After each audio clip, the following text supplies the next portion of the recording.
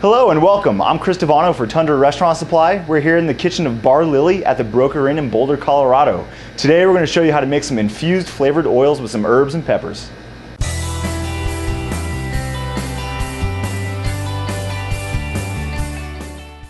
Alright, so we're infusing two kinds of olive oil today, or two different flavors. We're going to have a garlic and chili pepper one with a red jalapeno and a serrano pepper and some peppercorns. Yes, jalapenos can get red. Every pepper starts off green and goes to the red shades. It's just a matter of when you pick them. That's why you often see green. But we've got a red jalapeno and a serrano pepper. The second oil we're going to make is an herb infused oil with some fresh garden picked rosemary, as well as thyme, some peppercorns, and a clove of garlic. So first off, we're going to start with the chili peppers. I just slit them open right in half so that way you can get the nice seeds and all that capsaicin, all that nice hot spice. Throw in your peppercorns and a little bit of garlic. And then the reason why we're doing this in a pot is because you're going to want to steep this oil. You're going to want to bring it up to about a temperature about 300 to 350 degrees.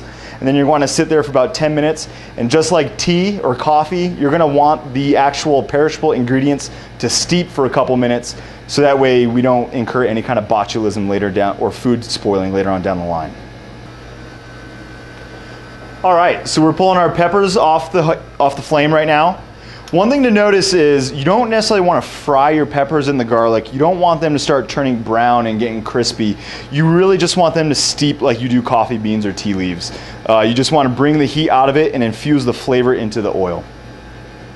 So from here, what I'm going to do now is get our peppers in our jar. Then we're going to have our nice little funnel. And careful, this is hot oil. You don't want to splash yourself too much. Got our nice chili oil. Boom. And once that cools down to room temperature, you can store it on your shelf for up to 30 days or in the fridge for up to 90 days. All right, so we let our herbs steep in the oil over flame for a few 5-10 minutes at about 300 to 350 degrees. Again, you're not necessarily trying to fry your herbs, you're just trying to steep them. So you don't want them to get all crispy and brown and really sizzly. You just want to get the flavor and the essence and the aroma out of the herbs and into the oil. The nice philosophy to think about it is once you smell your herbs, your chili peppers, that's a good time to pull it off. So from here, this one's a little bit trickier, just because we got the herbs to deal with. It's just a little trickier getting it into the actual bottle. Careful using your fingers because that could be really hot.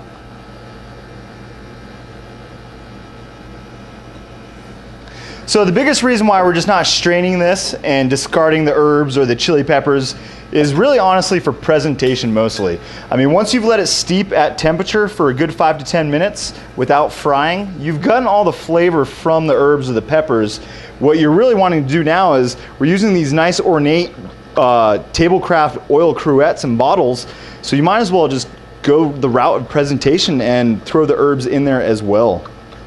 Some other nice bottles you could see using that I personally like, especially at home, are the tablecraft Gemelli style. These ones are nice because they just got a nice curvature shape to it, so it's a little bit more unique to what you put in one.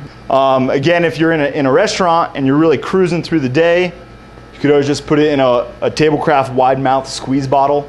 Works just as nice. Great for finishing oil or if you want to decorate the plate.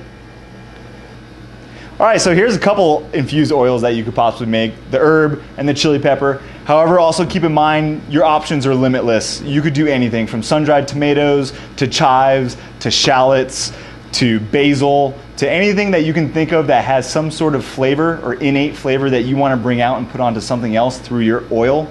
That's exactly what you could do for infused oils. Just always remember, steep it because that's what's going to enhance the most essence of flavor as well keep yourself free of any kind of botulism. So obviously there's other practical uses for olive oil around your kitchen. You could use it for a moisturizer for your butcher block. You can use it for a polish on your stainless steel. You ever have those squeaky hinges on your refrigerator or your ovens, use it as grease. It's a great application for that, as well as other home remedies for moisturizing your skin, washing your hair. All those kinds of things are great for olive oil. As well, the last thing that we're going to segue into one of our next videos coming up this winter is salad dressings and emulsifications. That's probably the biggest thing you'll see with olive oils. And I'm Chris Tavano for Tundra Restaurant Supply, joining you from the kitchen of Bar Lily at the Broker Inn in Boulder, Colorado. Here's to a better mise en place.